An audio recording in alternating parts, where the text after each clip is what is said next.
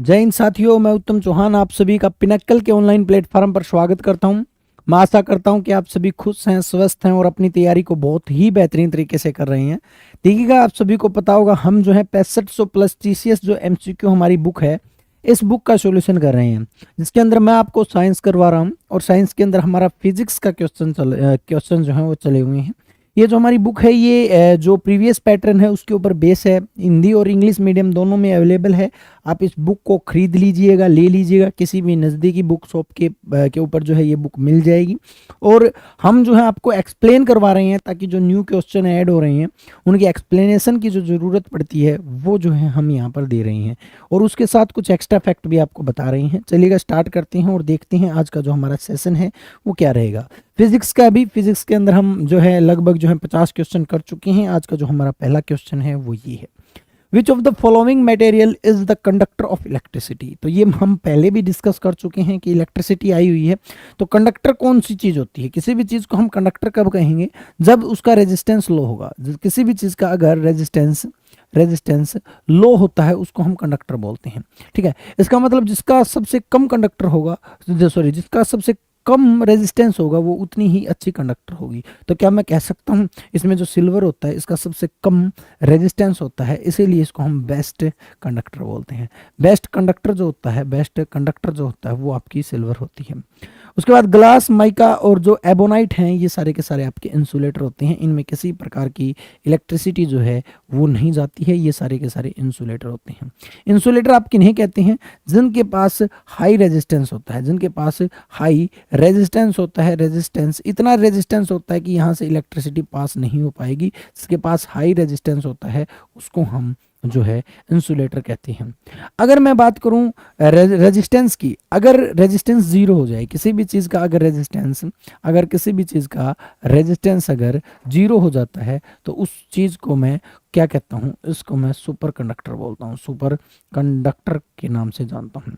तो super conductor क्या है ये भी आपसे क्वेश्चन पूछ सकता है। जब आपका रेजिस्टेंस जो है वो जीरो हो जाएगा तो उसको हम जो है सुपर कंडक्टर का नाम देंगे। चलिएगा नेक्स्ट को देखते हैं। चलिएगा नेक्स्ट क्वेश्चन हमारा, which device is use to either break an electric circuit और द कंप्लीट इट। यानी कि विद्युत धारा के प्रवाह को रोकने व प्रवाह को जो है करने, तोड़ने या पूरा करने के लिए जो युक्त डिवाइस है उसको हम क्या कहते हैं। तो आप सभी को पता होगा घरों में जो है स्विच लगे होते हैं जो ऑन ऑफ का काम करते हैं। ऑन हो जाएगा तो जो इलेक्ट्रिसिटी जो है वो आएगी, अगर ऑफ हो जाएगा तो वो क्या हो जाएगा, इलेक्ट्रिसिटी बंद हो जाएगी। तो तोड़ने या उसको जो जोड़ने के लिए हम किसका प्रयोग करते हैं, तो स्विच का प्रयोग करते हैं। ठीक है, बल्ब क्या होता है, इलेक्ट्रिक बल्ब के बारे में आपको पता होगा। इलेक्ट्रिक बल्ब जो रोशनी देता है हीटिंग इफेक्ट के ऊपर काम करता है। इलेक्ट्रिसिटी का एक इफेक्ट होता है हीटिंग इफेक्ट, जिसको हम जूल ला होता है, जो जूल्स के ला के ऊपर जो है ये काम करता है इलेक्ट्रिक बल्ब। जिसका फिलामेंट जो होता है, इसका फिलामेंट जो होता है, फिलामेंट टंगस्टन का बना होता है। फिलामेंट जो होता है वो टंगस्टन यानी कि डब्लू का जो है ये बना होता है, टंगस्टन का बना होता है। टंगस्टन जो होता है, डब्लू जो होता है, इसका हाई मेल्टिंग पॉइंट होता है और रेजिस्टेंस जो होता है वो ज़्यादा होता है। ठीक है, इसीलिए टंगस्टन का प्रयोग किया जाता है किसमें भी, इलेक्ट्रिक बल्ब के अंदर। तो इसका राइट आंसर जो होगा वो स्विच होगा। इससे आसान क्वेश्चन में भी आपको नहीं मिलेगा। आइडेंटिफाई द करेक्ट स्टेटमेंट, कुछ बताना है आपको कि कौन सी करेक्ट है, ये आपको बताना है। Resistance of wire depend on the length density of the wire. नहीं भाई, रेजिस्टेंस किस किस के ऊपर डिपेंड करता है मैं आपको बता देता हूँ। आर जो होता है वो डायरेक्टली प्रोपोर्शनल होता है एल के, और आर जो होता है इन्वर्सली प्रोपोर्शनल होता है एरिया के। यानी कि किसी भी वायर की अगर जितनी लंबाई ज़्यादा होगी उतना ही रेजिस्टेंस जो है वो ज़्यादा होता जाएगा। यानी कि ये मैं कह सकता हूँ कि एक ये वायर है और एक वायर अगर मैं ले लेता हूँ, ये इसकी लंबाई है ज़्यादा, तो इसके पास जो है आर की वैल्यू ज़्यादा होगी। आर ज़्यादा होगी, लंबाई बढ़ने पर आर बढ़ेगा, तो आई जो है वो क्या हो जाएगा, जो है वो आपका क्या हो जाएगा, अगर आर जो है अगर इसका बढ़ेगा तो आई जो है वो कम हो जाएगा। यानी कि इलेक्ट्रिक करंट जो है वो कम फॉलो करेगा। सिंपल शब्दों में अगर मैं बात कहूँ, एक छोटे वायर और एक लंबे वायर में ज़्यादा करंट किस में होगा, तो वो जो है आपके छोटे वायर में होगा। अगर मैं एरिया की बात करूं तो एरिया अगर ज़्यादा, मान के चलो वायर का एरिया है इतना, वह एरिया ज़्यादा हो गया, तो आर अगर ए ज़्यादा होगा, एरिया ज़्यादा होगा, तो आर जो होगा वो क्या होगा, कम हो जाएगा। और इलेक्ट्रिक करंट जो होगा वो बढ़ जाएगा। यानी कि ये मैं कह सकता हूँ कि अगर मैं प्लेट को हाथ लगाऊं और एक वायर को हाथ लगाऊं तो प्लेट ज़्यादा करंट देगी। क्यों देगी? क्योंकि ए ज़्यादा है, एरिया ज़्यादा है प्लेट के पास। एरिया ज़्यादा होने पर रेजिस्टेंस कम हो जाएगा, जिसकी वजह से करंट ज़्यादा आएगा। तो हमेशा आप याद रखिएगा, रेजिस्टेंस जो है वो लेंथ और एरिया के ऊपर डिपेंड करती है। आर जो होता है वो बराबर होती है म्यू एल बाई ए के। इसको आप याद रखिएगा। म्यू जो है आपका, ये आपकी रेजिस्टिविटी है। क्या है? रेजिस्टिविटी, जिसको हम प्रतिरोधकता के नाम से जानते हैं, ये आपकी प्रतिरोधकता है। उसके बाद देखिएगा दूसरा ऑप्शन, ये तो गलत है। Specific resistance is the same for the all conductor. नहीं, भी कभी भी स्पेसिफिक रेजिस्टेंस जो होती है वो सेम कंडक्टर के लिए सेम नहीं, सभी कंडक्टर्स के लिए सेम नहीं होती है। Resistance of wire depends on the length and cross section of wire. बिल्कुल ठीक है, क्रॉस सेक्शन एरिया जिसको हम बोलते हैं। सी इज द राइट आंसर। इसका राइट आंसर जो होगा वो सी होगा। ठीक है भाई, तो राइट आंसर सी होगा। Specific resistance is dependent on the cross section area of the wire. Specific resistance resistivity को हम कहते हैं, तो रेजिस्टिविटी एरिया के ऊपर डिपेंड नहीं करती है, ये बात आप याद रखिएगा। रेजिस्टेंस डिपेंड करता है, ना कि स्पेसिफिक रेजिस्टेंस। ठीक है, रेजिस्टेंस डिपेंड करता है, ना कि स्पेसिफिक रेजिस्टेंस। इसको आप याद रखिएगा। स्पेसिफिक रेजिस्टेंस रेजिस्टिविटी होती है। रेजिस्टिविटी किसी भी मटेरियल की क्वालिटी होती है।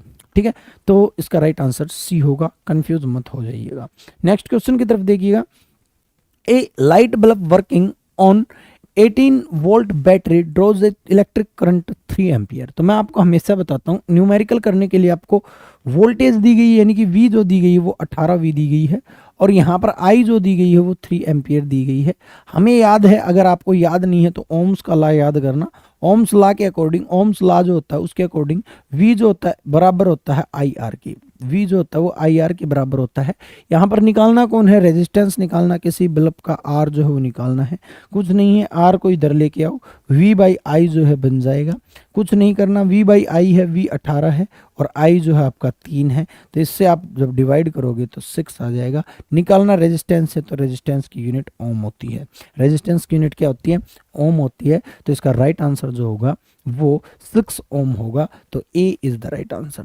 इसका राइट आंसर ए होगा, 6 ohm is the right answer. Next question की तरफ चलते हैं। The induced current is highest when the direction of motion of a coil is. प्रेरक धारा जो होती है उच्चतम होती है जब कुंडली की गति की दिशा क्या होगी। तो देखिएगा, सबसे पहले मैं आपको बता देता हूं, जब आपका मैग्नेटिक फील्ड का एंगल 180 होगा तो उस टाइम पर जो आपकी कुंडली की गति की दिशा जो होगी वो उच्चतम होगी, उसका इंड्यूस्ड करंट जो होगा वो हाईएस्ट होगा। सबसे पहले, not at the right angle to the magnetic field. नहीं भी, ये गलत है। राइट एंगल मतलब ये होना चाहिए 180 पर होना चाहिए तो ही ज्यादा होगी। At right angle of electricity, नहीं भी, इलेक्ट्रिसिटी के राइट एंगल्स पर इंड्यूस्ड करंट काम नहीं करेगा। इंड्यूस्ड करंट जो है मैग्नेटिक फील्ड के ऊपर काम करेगा। उसके बाद मैग्नेटिक फील्ड, वैसे तो इसमें 2 में ही दे रखा है तो इसको भी काट दीजिएगा। आंसर जो है वो डी आ जाएगा, क्योंकि right angles to the magnetic field, right angles to the magnetic field is the right answer.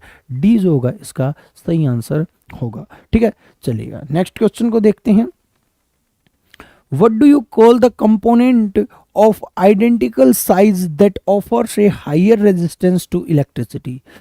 Higher resistance किसकी होगी? रेजिस्टेंस किसकी? अगर आर बढ़ेगा तो मैंने आपको क्या बताया था, आर बढ़ेगा तो आई को घटना पड़ेगा, और आई कम होता है तो आपका कंडक्टर जो है वो कम होता जाएगा, इंसुलेटर की तरफ जाता जाएगा, यानी कि पुअर कंडक्टर होता जाएगा। वो चीज़ क्या होती जाएगी? पुअर कंडक्टर होती जाएगी। तो इसका राइट आंसर जो होगा वो पुअर कंडक्टर होगा। सेमीकंडक्टर का अपना अपना अलग ही लफड़ा है। देखिएगा, सेमीकंडक्टर्स के बारे में मैं आपको बता दें, सेमी का मतलब जो नहीं मेटल है, नहीं नॉन मेटल है, नहीं कंडक्टर है, नहीं इंसुलेटर है, यानी कि बीच की स्टेज को हम क्या कहते हैं? सेमीकंडक्टर बोलते हैं। यानी कि नहीं कंडक्टर है, नहीं इंसुलेटर है, यानी कंडक्टर इंसुलेटर को हम क्या बोलते हैं? सेमीकंडक्टर बोलते हैं।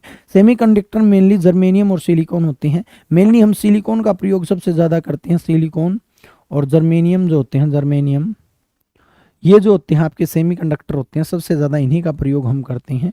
सेमीकंडक्टर्स का प्रयोग सबसे ज़्यादा कंप्यूटर के इंस्ट्रूमेंट बनाने में किया जाता है, कंप्यूटर डिवाइस बनाने में, कंप्यूटर डिवाइसेस बनाने में जो है इसका प्रयोग सबसे सबसे ज़्यादा प्रयोग किया जाता है। मेनली सिलिकॉन का प्रयोग जो है कंप्यूटिंग डिवाइस बनाने में, यानी कि आईसी चिप बनाने में सबसे ज़्यादा प्रयोग की जाती हैं, ट्रांजिस्टर बनाने में प्रयोग की जाती हैं। ठीक है, इसीलिए जहाँ पर कंप्यूटर ज़्यादा होते हैं उसको हम सिलिकॉन वैली बोलते हैं। आपको पता होगा भारत की सिलिकॉन वैली कौन है? भारत की सिलिकॉन वैली जो है वो आपकी बेंगलोर है, और वर्ल्ड की सिलिकॉन वैली जो है वो आपकी कैलिफोर्निया है, यूएसए की कैलिफोर्निया, क्योंकि बेंगलोर में सबसे ज़्यादा कंप्यूटर डिवाइसेस बनती हैं, सिलिकॉन का प्रयोग होता है, इसलिए ये होगा। ठीक है, गुड कंडक्टर आप ये मान सकते हो, वेरी गुड कंडक्टर सबसे अच्छा तो आपका सिल्वर है। और गुड कंडक्टर आप कॉपर को मान सकते हो, क्योंकि सबसे ज़्यादा कंडक्टर के रूप में, वायर के रूप में कॉपर का ही प्रयोग किया जाता है। क्यों? क्योंकि सिल्वर एक बहुत ही महंगी धातु है, इसको हम वायर में यूज नहीं कर सकते हैं। कॉपर एक सस्ती धातु होने के साथ साथ जो है इसका रेजिस्टेंस बहुत कम होता है, जिसकी वजह से इसको एक गुड कंडक्टर के रूप में यूज किया जाता है। ठीक है, नेक्स्ट क्वेश्चन को देखिएगा। नेक्स्ट क्वेश्चन है, विच of the following is not a conductor? तो कौन सा जो है कंडक्टर नहीं है, यानी कि कंडक्टर नहीं का मतलब कौन सा जो है आपका इंसुलेटर है, कौन सा जो है आपका इंसुलेटर है? सिंपल सी बात है, बात एक ही है, गंगाधर ही शक्तिमान है। कौन सा इंसुलेटर? देखो कॉपर सिल्वर निकल, ठीक है भाई, कॉपर सिल्वर, सिल्वर तो बेस्ट है, ये गुड है, ये गुड है। ठीक है, अगर आपसे पूछे ना सबसे ज्यादा वायर बनाने में किसका प्रयोग किया जाता है, तो आपके कॉपर का प्रयोग किया जाता है, ना कि सिल्वर का। ठीक है, निकल भी एक अच्छा कंडक्टर है, बट आपका रबड़ जो है वो आपका क्या है? इंसुलेटर है। रबड़ हुआ, लकड़ी हुई, कपड़ा हुआ, ये सारे प्लास्टिक हुआ, ये सारे के सारे आपके जो है इंसुलेटर का काम करते हैं, नोट एक कंडक्टर का काम करते हैं। ठीक है, चलिएगा नेक्स्ट क्वेश्चन पर चलते हैं, इससे ज्यादा इसको करने की जरूरत नहीं है। इफ क्यू नेट चार्ज है, चार्ज जो होता है किसी भी, और टी जो है वो टाइम है, then which of the following equation is correct? देखिएगा, अगर मैं चार्ज और टाइम के रिस्पेक्ट की अगर मैं बात करूं तो एक डेफिनेशन होती है किसकी? इलेक्ट्रिक करंट की। इलेक्ट्रिक करंट किसके बराबर होता है? इलेक्ट्रिक करंट बराबर होता है रेट ऑफ चार्ज के या फ्लो ऑफ चार्ज के बराबर होता है। चार्ज को हम Q से डिनोट करते हैं, और इलेक्ट्रिक करंट को हम I से डिनोट करते हैं, यानी कि I जो है वो बराबर होगा Q/T के। तो ये बहुत ही इंपॉर्टेंट कॉन्सेप्ट है। ठीक है, तो I जो है वो Q/T के बराबर होगा, तो उसका राइट आंसर जो होगा वो बी होगा। यहां पर मैं एक बात बता देता हूं, हालांकि इलेक्ट्रिक करंट की SI यूनिट जो है, इसको इलेक्ट्रिक करंट को सबसे पहले एम्पियर ने दिया था, इसलिए जो है इसकी SI यूनिट जो है वो एम्पियर होती है। इसकी SI यूनिट क्या होती है? एम्पियर होती है। बट इसको हम डेराइव कर सकते हैं। इलेक्ट्रिक करंट एकमात्र ऐसी फंडामेंटल यूनिट है, फंडामेंटल का मतलब जिसमें कोई भी बदलाव संभव ना हो, जिसको हम डेराइव ना कर सकें, उसको हम फंडामेंटल यूनिट बोलते हैं। 7 फंडामेंटल यूनिट में से इलेक्ट्रिक करंट एक ऐसी फंडामेंटल यूनिट है जिसको हम डेराइव कर सकते हैं। कैसे ड्राइव करेंगे? इलेक्ट्रिक करंट बराबर होती है Q/T के। चार्ज की यूनिट कूलाम होती है, और टाइम की यूनिट सेकंड होती है, यानी कि कूलाम बाई सेकंड, यानी कि ये मैं कह सकता हूँ कूलाम पर सेकंड, इसकी एक और यूनिट बनती है इलेक्ट्रिक करंट की। ठीक है, तो इस यूनिट को हम डेराइव कर सकते हैं। मैं दोबारा बता रहा हूँ, फंडामेंटल यूनिट मूल इकाइयाँ वे होती हैं जिनमें बदलाव नहीं हो सकता। कुल मूल इकाइयाँ 7 + 2 एब्सोल्यूट फंडामेंटल यूनिट भी होती हैं, इनमें कभी भी कोई भी बदलाव नहीं हो सकता।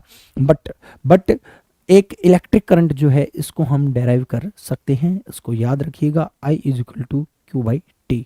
नेक्स्ट क्वेश्चन की तरफ चलते हैं। Which of the following rules is used to find the direction of magnetic field associated with the current carrying conductor?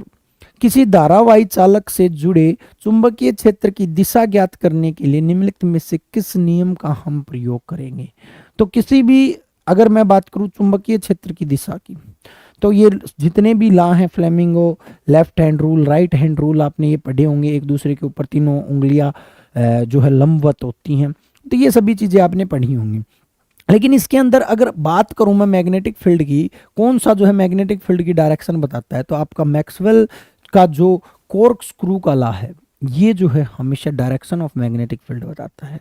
Maxwell का कॉर्कस्क्रू लॉ जो है आपकी किसकी डायरेक्शन को बताता है, ये मैग्नेटिक फील्ड की डायरेक्शन को बताता है। बहुत ही आप ये मान सकते हैं तीनों चारों रूल जो हैं इंपॉर्टेंट हैं, आपको एज ए फैक्ट याद करने, ज़्यादा इनको जो है पढ़ना नहीं है। नेक्स्ट को देखिएगा, whose law states that the junction in an electric circuit, the sum of current flowing into the junction equal the sum of current flowing out the junction। या फिर आप ये कह सकते हो कि बाहर और अंदर जितने भी इलेक्ट्रिक करंट फॉलो करता है वो दोनों है बराबर होते हैं। ये कौन सा लॉ है? या फिर ये कह सकते हो जितने भी लॉ जो होते हैं उन सभी का सम जो होता है वो जीरो के बराबर होता है, ये भी कह सकते हो। दोनों बात एक ही है, जितने भी करंट फॉलो करते हैं उन सभी का सम जीरो के बराबर है, या अंदर वाले और बाहर वालों का सम जो है वो बराबर होता है। तो ये कौन सा लॉ बताता है? बराबर होने का मतलब जीरो ही होगा, ठीक है। तो ये कौन सा लॉ है? तो ये आपके किरचॉफ्स का लॉ है। किरचॉफ्स का लॉ ये बताता है कि जो जितने भी किसी भी सर्किट के अंदर इलेक्ट्रिक करंट फॉलो कर रहे हैं जंक्शन के अंदर, किसी भी जंक्शन के अंदर, तो उनका सम होता है अंदर वालों का और बाहर वालों का जो सम होता है वो दोनों का क्या होता है? बराबर होता है। ये आपका बताता है किरचॉफ्स का लॉ। नेक्स्ट क्वेश्चन की तरफ मैं बात करता हूँ, व्हीटस्टोन ब्रिज। आपने कभी 9th 10th 11th 12th कभी ना कभी ऐसा एक ब्रिज जरूर देखा होगा, ये वाला, ठीक है, ये भी है, ठीक है। ये आपके ये R1, ये R2, ये R3, R2, R3, R4, ये आपने 4 रेजिस्टेंस का व्हीटस्टोन ब्रिज जरूर देखा होगा, ठीक है। तो व्हीटस्टोन ब्रिज के अंदर क्या क्वेश्चन पूछा है, कितने रेजिस्टेंस होते हैं? तो ये तो आपके 4 ही होते हैं। ये बहुत ही सिंपल है, अगर आपने थोड़ा बहुत भी अगर इसको पढ़ा है तो आप इसका इजिली आंसर कर पाओगे। तो आपका व्हीटस्टोन ब्रिज जो होता है उसके अंदर 4 जो है रेजिस्टेंस होते हैं। नेक्स्ट क्वेश्चन को देखिएगा, which of the following statement is correct regarding fuse wire. देखिएगा फ्यूज वायर जो होता है, किसी भी घरों के अंदर इलेक्ट्रिक सर्किट को, बड़ा सर्किट का डैमेज होना है या इलेक्ट्रिक सर्किट को बचाने के लिए हम जो है स्टार्टिंग में वायर की फिटिंग के स्टार्टिंग में फ्यूज वायर का प्रयोग करते हैं, ताकि घर के ऊपर लोड बढ़े, इलेक्ट्रिसिटी का लोड बढ़े, तो वो फ्यूज वायर जो है वो फ्यूज हो जाए, मेल्ट होकर खत्म हो जाए। यानी कि फ्यूज वायर एक ऐसा वायर होता है, मेनली ये टिन और यानी कि SN प्लस जो है आपका लेड, टिन और लेड का बना होता है। पहला तो ये मैं बता देता हूँ, फ्यूज वायर का मेल्टिंग पॉइंट जो होता है वो बहुत ही कम रखा जाता है, मेल्टिंग पॉइंट लो रखा जाता है, पॉइंट लो रखा जाता है, ताकि थोड़ा जैसे ही सर्किट के ऊपर लोड बने ये हीट के थ्रू मेल्ट हो जाए, ठीक है, और सर्किट को बचा ले। और दूसरा, बहुत ही अच्छी कंडक्टिविटी रखी जाएगी, हाई कंडक्टिविटी रखी जाएगी। अब आप कहोगे कि सर कंडक्टिविटी, चालकता को अच्छा क्यों रखना है?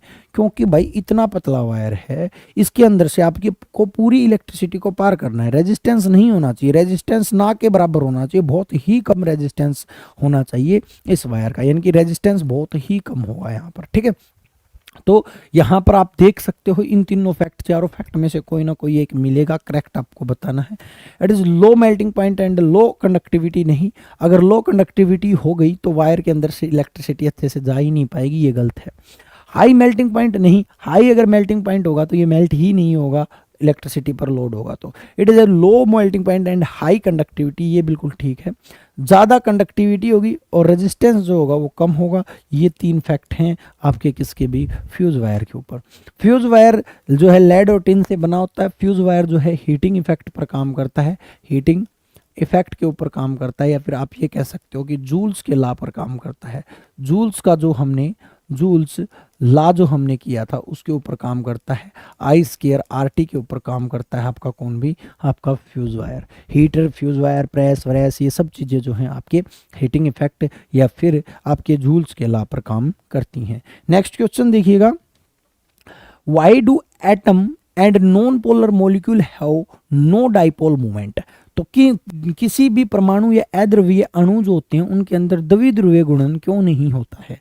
देखिएगा इनके अंदर, इसके अंदर से ही कुछ देखना पड़ेगा। पहला देखिएगा, because their electronic charge cloud is missing. इनमें इलेक्ट्रॉनिक आवेश जो है विलुप्त होते हैं। Because their electric charge cloud is scatter, इनके जो है इलेक्ट्रिक चार्ज जो है वो स्कैटर हो जाते हैं। उसके बाद because their electric charge cloud is asymmetrical distribution, asymmetrical distribution नहीं होते भी इसमें, नो डाइपोल मोमेंट की क्या वजह क्या होगी, सिमेट्रिकल डिस्ट्रीब्यूशन होते हैं, क्योंकि इसमें इलेक्ट्रॉन आवेश जो होते हैं वो बिल्कुल भी सिमेट्रिकल डिस्ट्रीब्यूशन होते हैं। अब देखिएगा, अगर आपके इलेक्ट्रॉनिक चार्ज सिमेट्रिकल डिस्ट्रीब्यूशन है, बिल्कुल समायोजित हैं, तो वहां पर आपका जो है डाइपोल मोमेंट जो है नहीं पाया जाएगा, क्योंकि डाइपोल मोमेंट मेनली एसिमेट्रिकल में पाया जा सकता है। तो इसका राइट आंसर जो होगा वो क्या होगा, डी इसका राइट आंसर होगा। नेक्स्ट को देखिएगा, नेक्स्ट है what happens to the magnetic field produced by given current in the conductor when the distance increase. अगर मैं किसी भी चीज की डिस्टेंस इंक्रीज कर देता हूं तो सिंपल सी बात है भाई, उसका जो चुंबकीय क्षेत्र मैग्नेटिक फील्ड कम हो जाएगा, जितना आप पास होगे उतना ज्यादा होगा मैग्नेटिक फील्ड। इसमें तो बताने की जरूरत नहीं है कि भी दूरी बढ़ने पर किसी चालक में दी जाने वाली धारा द्वारा उत्पन्न जो चुंबकीय क्षेत्र जो उस पर क्या प्रभाव पड़ेगा, तो ये तो ऑटोमेटिकली कम हो जाएगी। डिस्टेंस अगर बढ़ती है तो आपका मैग्नेटिक फील्ड जो है वो क्या हो जाएगा, अभी कम हो जाएगा। तो ये बिल्कुल सिंपल है, इसमें ज़्यादा आपको करने की ज़रूरत नहीं है। The amount of work done in moving A charge of 4 coulomb across 2 points, यानी कि यहाँ पर चार्ज दिया है, क्यू की वैल्यू जो दी गई है वो 4 कूलम दी गई है, और जो पोटेंशियल डिफरेंस वी की वैल्यू जो दी गई है वो 6 वोल्ट दी गई है। वर्क आपको निकालना है, वर्क जो है वो क्या होगा, देखिएगा यहाँ पर वोल्ट जो होता है, वोल्टेज जो होता है, वोल्ट पोटेंशियल डिफरेंस जो होता है वो बराबर होता है क्यू बाई डब्ल्यू के, क्यू बाई डब्ल्यू के, यानी कि चार्ज बाई वर्क के बराबर होता है पोटेंशियल डिफरेंस, ये फार्मूला होता है। अगर मैं बात करूं वर्क की, मेरे को निकालना क्या है, एक मिनट रुकिएगा भाई, यहाँ पर वर्क मेरे को निकालना है, जो पोटेंशियल डिफरेंस जो होता है डब्ल्यू बाई क्यू की, rate of charge W by Q के बराबर होता है भाई, डब्ल्यू बाई क्यू के बराबर होता है, ठीक है, डब्ल्यू बाई क्यू के बराबर होता है। तो यहाँ पर जो डब्ल्यू जो है वर्क जो होगा वो बराबर होगा वी इंटू क्यू के, ठीक है। तो वी कितना दिया गया है वो 6 दिया गया है, क्यू कितना दिया गया है 4 दिया गया है, यानी कि वर्क जो होगा वो क्या होगा 24, वर्क की यूनिट होती है जूल, तो 24 जूल जो होगा इसका राइट आंसर होगा। तो 24 जूल जो होगा इसका राइट आंसर होगा, D is the right answer. चलिएगा नेक्स्ट क्वेश्चन को देखते हैं। What is the coil of wire in electric room heater known as. देखिएगा इलेक्ट्रिक रूम हीटर मैं आपको ये बता चुका हूँ, बल्ब का तो फिलामेंट होता है, लेकिन इलेक्ट्रिक हीटर जो होता है उसका एलिमेंट होता है, सभी को पता होगा, इसका राइट आंसर एलिमेंट होगा। मैं दोबारा बता देता हूँ, जो हीटर जो होता है, हीटर के अंदर नाइक्रोम का वायर यूज किया जाता है, और नाइक्रोम के वायर को हम क्या कहते हैं, एलिमेंट बोलते हैं, बहुत ही इंपॉर्टेंट है। नाइक्रोम के वायर को एलिमेंट बोलते हैं। नाइक्रोम वायर जो है वो निकल प्लस क्रोमियम से मिलकर बना होता है, ये भी बहुत ही इंपॉर्टेंट लाइन है। नाइक्रोम वायर जो होता है उसके पास 2-3 क्वालिटी होती हैं जिसकी वजह से इसका प्रयोग किया जाता है। पहला, इसका हाई मेल्टिंग पॉइंट होता है, हाई मेल्टिंग पॉइंट होता है, जल्दी ही मेल्टिंग नहीं होगी इसकी, क्योंकि इसका लगभग जो है 3200 डिग्री सेल्सियस प्लस जो है आपका मेल्टिंग पॉइंट होता है। और उसके साथ साथ इसका रेजिस्टेंस भी हाई होता है, रेजिस्टेंस भी हाई होता है, ताकि आर बढ़ने पर जो है आपकी हीटिंग इफेक्ट बढ़ जाए। क्योंकि हीटिंग इफेक्ट क्या होता है, हीटिंग इफेक्ट पर काम करता है कौन भी, आपका इलेक्ट्रिक हीटर हीटिंग इफेक्ट पर काम करता है का इलेक्ट्रिक हीटर, यानी कि आई जो यहाँ पर एच जो होगा वो बराबर होगा आई स्क्वायर आर टी पे, इसके ऊपर काम करता है आपका कौन भी, इलेक्ट्रिक हीटर। तो आर को बढ़ाना जरूरी है, रेजिस्टेंस बढ़ेगी तो ही हीट देगा कौन भी, इलेक्ट्रिक हीटर। दूसरी तरफ होता है आपका इलेक्ट्रिक बल्ब।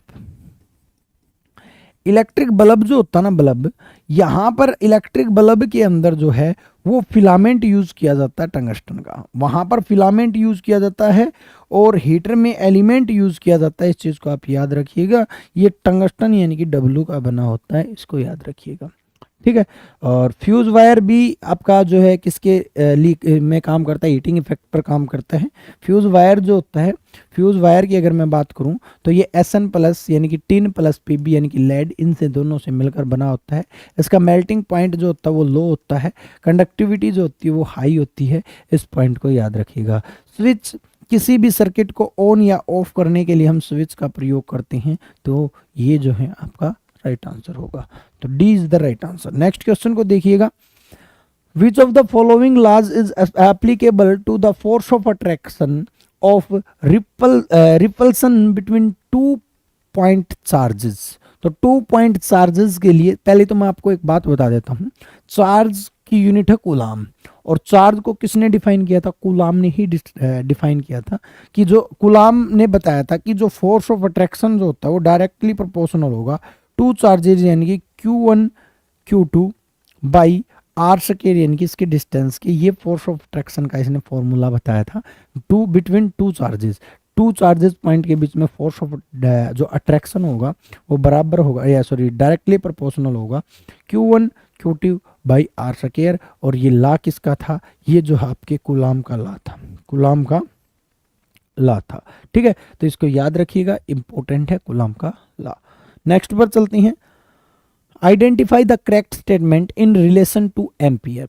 सभी को पता है एम्पियर जो है वो इलेक्ट्रिक करंट की, इलेक्ट्रिक करंट यानी कि आई एसआई यूनिट है, कि एसआई यूनिट है, कि एसआई यूनिट है यानी कि स्टैंडर्ड इंटरनेशनल यूनिट है कौन भी? इलेक्ट्रिक करंट की एम्पियर। ठीक है, एम्पियर को हम किसके बराबर मान सकते हैं? मेरे को पता है आई जो होता है वो बराबर होता है Q बाई टी के, Q बाई टी के, यानी कि रेट ऑफ चार्ज के। यानी कि क्या मैं कह सकता हूं कि कूलाम पर सेकंड के बराबर जो है मैं किसको मान सकता हूं? एम्पियर को मान सकता हूं। ठीक है, तो आपका जो एम्पियर जो होता है वो कूलाम पर सेकंड के बराबर होता है। देख लीजिएगा, 1 ampere is constituted by the flow of 1 coulomb of charge पर मिनट, नहीं भी पर सेकंड होता है। 1 ampere is constituted by the flow of 2 coulomb of charge पर सेकंड, नहीं भी 1 कूलाम 1 सेकंड के बराबर होता है। 1 ampere is constituted by flow of 1 coulomb of charge पर सेकंड, बिल्कुल ठीक है, 1 कूलाम ऑफ चार्ज पर सेकंड ही राइट आंसर होगा। तो इसका राइट आंसर जो होगा वो सी होगा, एम्पियर के बारे में। चलिएगा नेक्स्ट क्वेश्चन को देखते हैं, the current in bulb will stop following. तो करंट जो है आपके बल्ब के अंदर धारा जो है वो बंद हो जाती है, इसका रीजन आपसे क्वेश्चन पूछा है। When conductor is on, if the circuit is broken, when the switch is turn on, when the magnetic field. देखिएगा ऑन है तो सिंपल सी बात है करंट फ्लो बंद नहीं होगा। ठीक है, ये तो काट ही दो, ये तो काट ही दो। ठीक है, मैग्नेटिक फील्ड का कोई फंडा नहीं है, बच गया एक। If the circuit is broken, अगर सर्किट बंद हो जाता है, ब्रोकन का मतलब आप ये कह सकते हो ऑफ, स्विच अगर ऑफ हो जाता है तो उस टाइम पर जो है आपका बल्ब जो है वो क्या हो जाएगा? बंद हो जाएगा। इससे सिंपल क्वेश्चन में भी नहीं हो सकता, बहुत ही इजी क्वेश्चन था ये। नेक्स्ट क्वेश्चन पर चलते हैं, when do electrons move for the flow of charges in conducting metallic wire. किसी चालक धातु के तार में आवेशों के प्रवाह के लिए इलेक्ट्रॉन कब गति करेगा? तो इलेक्ट्रॉन कब गति करेगा? जब उसके अंदर प्रेशर डिफरेंस होंगे भाई, जब उसके इलेक्ट्रॉन के अंदर प्रेशर जो होते हैं यानी कि दाब जो होता है उनके अंदर डिफरेंस होगा, यानी कि उनके अंदर जो अंतर होगा उसकी वजह से होगा। भाई ज़्यादा प्रेशर कम वाले को मूव करेंगे उधर, तो ये केवल जब ही हो पाएगा जब आपके जो है इलेक्ट्रिक प्रेशर जो होगा उसके बीच में डिफरेंस आएगा। फिर भी देख लेते हैं ऑप्शंस क्या दिए गए हैं। When there is no difference in electric pressure, pressure में डिफरेंस ही नहीं होगा तो इलेक्ट्रॉन मूव नहीं करेंगे, ये गलत है। दूसरा, when the charges stop flowing, अगर चार्ज ही स्टॉप हो गए फ्लो करने तो सिंपल सी बात है फिर किसी के अंदर इलेक्ट्रॉन कैसे ट्रेवल करेंगे? इलेक्ट्रॉन चार्ज के साथ ही ट्रेवल करते हैं। Only if there difference of electric pressure, अगर प्रेशर में डिफरेंस है तो आपकी चार्जेस जो हैं वो क्या करेंगे? भी मूव करेंगे, यानी कि एक स्थान से दूसरे स्थान पर जाएंगे, किसमें भी? मेटेलिक वायर में। नेक्स्ट को देखिएगा, इन ए रजिस्टर, किसी भी रजिस्टर के अंदर what happen to the current when the resistance is double. देखिएगा आपको एक ओम्स का नियम सिंपल याद रखना है, कुछ नहीं करना है। ओम्स का लॉ क्या है? V equal to IR। यहाँ पर मेरे को एक बात पता है कि अगर मैं R को निकालता हूं तो V बाई I आता है, यानी कि यहाँ पर R इन्वर्सली प्रोपोर्शनल होता है I के, R इन्वर्सली प्रोपोर्शनल होता है I के। यहाँ पर रेजिस्टेंस को डबल किया है। अगर रेजिस्टेंस 1 था तो डबल करके कितना कर दिया, 2 कर दिया। यहाँ पर आर कितना हो गया, 2 हो गया। आर 2 हो गया तो आई पर क्या प्रभाव पड़ेगा, इनवर्सली हो जाएगा, यानी कि ये 2 यहाँ से यहाँ पर जाएगा, उठकर नीचे जाएगा, तो इलेक्ट्रिक करंट कितना हो जाएगा, ऑफ हो जाएगा। वे सिंपल सी बात है, इलेक्ट्रिक करंट इनवर्सली होता ना, तो 2 ऊपर होगा तो नीचे 2 चला जाएगा, तो यहाँ पर इलेक्ट्रिक करंट जो होगी वो क्या हो जाएगी, हाफ हो जाएगी। तो रेजिस्टेंस को डबल करने पर इलेक्ट्रिक करंट जो है वो क्या हो जाएगा, हाफ हो जाएगा। इसका राइट आंसर जो होगा वो बी होगा। ठीक है, ऐसा मत कर दीजिएगा रेजिस्टेंस को डबल कर दिया, आई को भी डबल कर दो, नहीं, आई डबल नहीं होगा। हाँ, अगर आपसे वी भी डबल, हाँ वी डबल हो जाएगा। पोटेंशियल डिफरेंस पूछ लेता ना, रेजिस्टेंस को डबल करने पर पोटेंशियल डिफरेंस पर क्या प्रभाव पड़ेगा, तो आप ये कहोगे कि डबल ही होगा, क्योंकि पोटेंशियल डिफरेंस डायरेक्टली प्रोपोर्शनल होता है किसके भी, आपके आर या आई के। नेक्स्ट क्वेश्चन की तरफ चलते हैं। In the symbol for the electric cell, देखिएगा आप सभी ने देखा होगा, कोई भी इलेक्ट्रिक सर्किट देखा होगा तो उसमें सेल का स्ट्रक्चर देखा होगा आपने, ऐसे करके एक ये और एक छोटी जो है आपको डॉट दिखे होंगे। ठीक है, ऐसे करके आपने दिखा होगा। ठीक है, तो यहाँ पर आपको जो है 2 लाइन दिखती हैं जिसको हम सेल लाइन बोलते हैं। इन सेल से ही जो है कोई भी चीज़ जुड़ी हुई होती है। तो यहाँ पर जो आपका ये होता है, ये पॉजिटिव चार्ज होता है, ये होता है नेगेटिव चार्ज होता है, पॉजिटिव नेगेटिव होता है। तो जो लंबी और पतली लाइन होती है पॉजिटिव चार्ज होती है, और जो मोटी और छोटी लाइन होती है ये क्या होती है, ये नेगेटिव जो है चार्ज होती है। तो मोटी और छोटी ही पूछी है, मोटी और छोटी जो होती है वो नेगेटिव चार्ज होती है, नेगेटिव चार्ज होती है। पॉजिटिव चार्ज वाली कौन सी होगी, लंबी और जो पतली होगी उसको हम क्या कहेंगे, पॉजिटिव चार्ज कहेंगे किसी भी सेल के अंदर। तो सर्किट के अंदर जो सेल लगा होता है उसकी बात ये कर रहा है। नेक्स्ट क्वेश्चन को देखिएगा, which of the following statements is this correct, कौन सी करेक्ट है स्टेटमेंट। सबसे पहले मैग्नेटिक फ्लक्स एक वेक्टर क्वांटिटी है। देखिएगा सबसे बड़ी बात तो हम 2 चीजों में जो है कंफ्यूज होते हैं। कोई भी मैग्नेट है, मैग्नेट का ये नॉर्थ पोल है, ये साउथ पोल है, और इसके अंदर जो है लाइन है, मैग्नेटिक फोर्स लाइन है, जिनको हम मैग्नेटिक फील्ड बोलते हैं। जितनी मैग्नेटिक फील्ड लाइन ज़्यादा होंगी उतना ही फोर्स ऑफ अट्रैक्शन जो है वो ज़्यादा होगा, सिंपल सी बात है। चारों तरफ जो एरिया है उसको हम कहते हैं मैग्नेटिक फील्ड, लेकिन जो number of magnetic force line है उनको हम कहते हैं मैग्नेटिक फ्लक्स। यानी कि मैग्नेटिक फील्ड और मैग्नेटिक फोर्स, मैग्नेटिक फ्लक्स जो है वो अलग अलग हैं, एक नहीं है। बहुत से टीचर, बहुत से बुक जो है इनको एक मान लेते हैं। मैं दोबारा बता देता हूँ, एक होता है मैग्नेटिक फील्ड, किसी भी मैग्नेट के चारों तरफ पाया जाने वाला फील्ड मैग्नेटिक फील्ड है। उसके बाद एक होता है मैग्नेटिक फ्लक्स, कि भी मैग्नेटिक फील्ड लाइन कितनी है, number of magnetic field line है, उनको हम क्या कहेंगे, मैग्नेटिक फ्लक्स बोलेंगे। दोनों के दोनों अलग हैं, इनकी यूनिट्स भी अलग होती हैं। जैसे कि मैग्नेटिक फील्ड की एसआई यूनिट जो होती है, इसकी एसआई यूनिट जो होती है वो टेस्ला होती है। क्या होती है, टेस्ला। सीजीएस यूनिट जो होती है, मैग्नेटिक फील्ड की बात कर रहा हूँ, ये इसकी गोस होती है। बहुत ही इंपॉर्टेंट है, नोट कर लीजिएगा। एक टेस्ला जो होता है वो बराबर होता है 10⁴ गोस के, ये भी इंपॉर्टेंट है। ठीक है, ये भी बहुत एग्जाम में क्वेश्चन पूछ लिया जाता है। मैग्नेटिक फ्लक्स की जो यूनिट जो होती है ना वो वेबर होती है। हम कंफ्यूज रहते हैं कि किसकी यूनिट क्या है। ठीक है, यहाँ पर जो मैग्नेटिक फील्ड जो होता है ना वो आपका स्केलर क्वांटिटी होता है, सॉरी ये जो है आपका वेक्टर क्वांटिटी होता है। ये भी वेक्टर क्वांटिटी में डिफरेंस नहीं आएगा, ये ठीक है। इसमें क्वेश्चन पूछा है कौन सा जो है करेक्ट है, ये क्वेश्चन इसमें पूछा है, क्वेश्चन पूछा ये। चलिएगा, उसमें magnetic flux is vector quantity नहीं है, एक स्केलर क्वांटिटी है, वेक्टर नहीं है। उसके बाद 2 मैग्नेटिक फील्ड लाइंस में इंटरसेक्ट नहीं, कभी भी मैग्नेटिक फील्ड लाइन इंटरसेक्ट नहीं करती हैं, ये भी गलत है, ये भी गलत है। ये स्केलर है, ये स्केलर है। बताना क्या है इसमें, करेक्ट बताना है। हाँ, the net magnetic flux through the close surface is 0। The earth magnetic pole coincide with the geographical pole, पृथ्वी के चुंबकीय ध्रुव बोधों के ध्रुव के साथ संरेखित होते हैं, ये भी गलत है। तो इसका राइट आंसर जो होगा वो क्या होगा, सी जो होगा वो राइट आंसर होगा अकॉर्डिंग टू ऑप्शन। चलिएगा नेक्स्ट पर चलते हैं, नेक्स्ट को देखते हैं। नेक्स्ट है, विच of the following is not a good conductor of electricity, कौन सा जो है इलेक्ट्रिसिटी का कंडक्टर नहीं है। इससे सिंपल होने बताने की जरूरत नहीं पड़नी चाहिए। इसमें जो है आपका ये गड़बड़ हो गया भाई, ये सॉइल भी दे दिया, मिट्टी भी दे दी और डायमंड भी दे दिया। ठीक है, कोई नहीं, सुचालक नहीं है, फिर भी यहाँ पर डायमंड को करना पड़ेगा आपको। डायमंड जो है एक आपका इंसुलेटर है। ग्रेफाइट जो है कार्बन का एलाट्रोप है, एकमात्र ऐसा नॉन मेटल है जो कंडक्टर होती है, ये भी कंडक्टर है। सोइल भी वैसे आप इसको भी आप जो है गुड कंडक्टर ऑफ इलेक्ट्रिसिटी तो नहीं है ये, इन्हें यही पूछा कौन सी जो है गुड कंडक्टर ऑफ इलेक्ट्रिसिटी नहीं है, तो सोइल भी तो नहीं है भाई।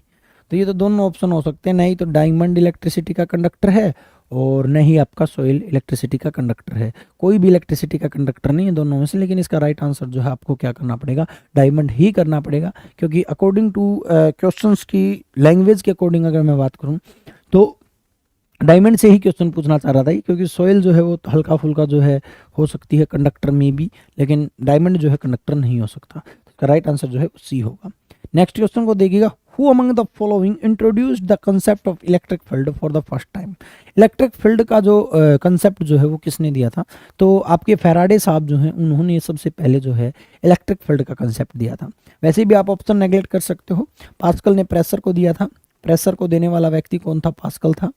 और कूलाम जो था इसने चार्ज का नियम दिया था, चार्ज का नियम दिया था। हेनरी बच गया और जो है आपके फैराडे बच गया। अगर आपको पता है तो दी बेस्ट है कि जी आपका जो फैराडे जो था उसने सबसे पहले किसका नियम दिया था, उसने जो है इलेक्ट्रिक फील्ड का नियम दिया था। तो Michael Faraday is the right answer of magnetic field law. तो मैग्नेटिक फील्ड के बारे में सबसे पहले बताने वाला व्यक्ति जो था माइकल फैराडे था। तो ये थे भी आज के अपने जितने भी 75 क्वेश्चन बनते थे वो सारे के सारे अपन ने कर लिए हैं। तो आज के लिए इतना ही, आज के लिए इतना ही, क्योंकि यही कई क्वेश्चन करेंगे आगे अगली क्लास में करेंगे। तो चाहेंगे जाने की अनुमति और मिलेंगे हमारे नेक्स्ट लेक्चर के साथ। जय हिंद साथियों, जय भारत।